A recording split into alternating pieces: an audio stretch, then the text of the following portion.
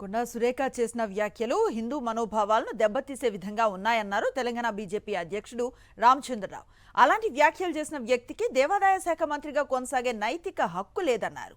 ఇక సనాతన ధర్మం, హిందూ విశ్వాసాలపై వ్యాఖ్యలు చేసిన నాయకుల పరిస్థితిని దేశం గమనించిందని చెప్పారు. కొండా సురేఖ వెంటనే హిందువులకు భేషరతుగా క్షమాపణలు చెప్పాలని డిమాండ్ చేశారు. కొండా సురేఖపై కాంగ్రెస్ పార్టీ కఠిన చర్యలు తీసుకోవాలి అంటున్న రామచంద్రరావుతో మా ప్రతినిధి విక్రమ్ ఫేస్ టు ఫేస్.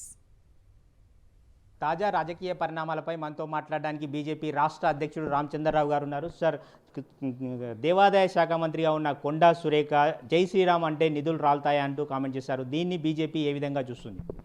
నిధులు రాలుతాయని అనలే, ఆమె డబ్బులు రాలుతాయా అన్నారు. నిధులు రాలవు, నిధులు వస్తాయి ఎప్పుడైనా సరే. ఇప్పుడు ఏదైనా దేవాదాయ శాఖ మద్దతున ఉన్న వ్యక్తులు కొద్దిగా జాగ్రత్తగా మనోభావాన్ని దెబ్బతీయకుండా మాట్లాడాల్సిన అవసరం ఉంటుంది. జై శ్రీరామ్ అంటే అనకూడదా? ఈ దేశంలో జై శ్రీరామ్ అంటే పాపమా, తప్ప? సనాతన ధర్మాన్ని, హిందూ దేవీ దేవతల్ని అవమానపరచడం అనేది కాంగ్రెస్ పార్టీకి అలవాటైపోయింది. ఇండియా అలయన్స్లో కొన్ని పార్ట్నర్స్కి అలవాటైపోయింది.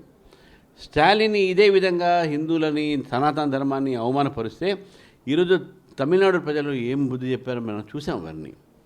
అదేవిధంగా బంగ్లాదేశ్లో కూడా మన నుంచి వచ్చినటువంటి ఒక హిందూకు మీద అటాక్ చేస్తున్నటువంటి ఒక బంగ్లాదేశీ ముస్లిమ్స్కు సపోర్ట్ చేసినటువంటి ఒక మమతా బెనర్జీ పరిస్థితి ఏమైంది ఒకసారి బెంగాల్లో ఆలోచించండి. కాబట్టి హిందూ దేవీ దేవతల మీద, సనాతన ధర్మం మీద అవమానపరిస్తే ఆ పార్టీకు పుట్టగతులు ఉండవు. కాబట్టి ఆ ఒక హిందూ దేవీ దేవతల మీద నమ్మకం లేని వ్యక్తులకు దేవాదాయ శాఖ మంత్రితో ఉండకూడదు.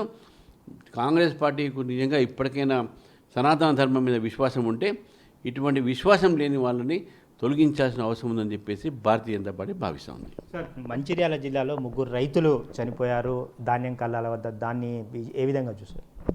ఇది చాలా దౌర్భాగ్యమైనటువంటి పరిస్థితి ఈరోజు ఉన్నది. మేము మన భువనగిరి దగ్గర కూడా కొన్ని ఐక్యపీ కేంద్రాలకు పోయినాం. ప్రభుత్వం ఒక నిర్లక్ష్యం వల్లనే ఈరోజు ఇటువంటి ఒక సాగులు జరుగుతూ ఉన్నాయి.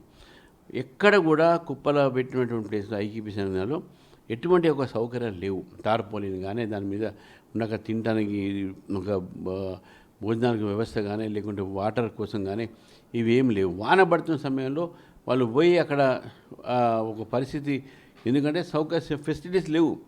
కాబట్టి ప్రతి ఒక్క ఐకేపీ సెంటర్ దగ్గర ధాన్యాలని టైంకి లిఫ్ట్ చేస్తే ఈ ప్రాబ్లం ఉండదు. లారీలే రావట్లేదు. మొన్న వారం రోజుల్లో 2 ట్రక్లు వచ్చి లోడ్ తీసుకుపోయినట్టే ఇంకా 80 కుప్పలు అక్కడే పడి ఉన్నాయి. నేను భువనగిరి పోయినప్పుడు ఈ యొక్క కుప్పల టైంకి లిఫ్ట్ చేసి ఉంటే ఈ పరిస్థితి రాకపోయేది. కాబట్టి రైతుల ఒక మరణానికి ఈరోజు రాష్ట్ర ప్రభుత్వమే కారణం అని చెప్పి భావిస్తూ ఇప్పటికైనా రైతులను ఆదుకుంటే సమయానికి మిల్లర్స్కు మధ్యన, ట్రాన్స్పోర్టర్స్కి మధ్యన, ప్రభుత్వ అధికారుల మధ్యన ఈ కుమ్మక్కని ఏది ఉన్నదో దాన్ని మీరు బ్రేక్ చేయండి. రైస్ మిల్లర్స్ ఒక లాబీతో మీరు పనిచేస్తున్నారు. ఆ లాబీలో పనిచేయకుండా రైతుల కోసం పనిచేయండి అని చెప్పేసి కూడా భారతీయ జనతా పార్టీ ప్రభుత్వానికి హెచ్చరిస్తూ ఉంది. మొత్తమే చూసుకోవచ్చు, దేవాదాయ శాఖ మంత్రిగా కొండా సురేఖను బర్తరఫ్ చేయాలంటున్నారు. అదేవిధంగా రైతుల దుర్మరణానికి సంబంధించి రాష్ట్ర ప్రభుత్వ వైఫల్యమే కారణమని బీజేపీ రాష్ట్ర అధ్యక్షుడు రామచంద్రరావు ఆరోపిస్తున్నారు. వీడియో జర్నలిస్ట్ సి శ్రీనివాస్ గౌడ్తో విక్రమ్, సాక్షి టీవీ, హైదరాబాద్.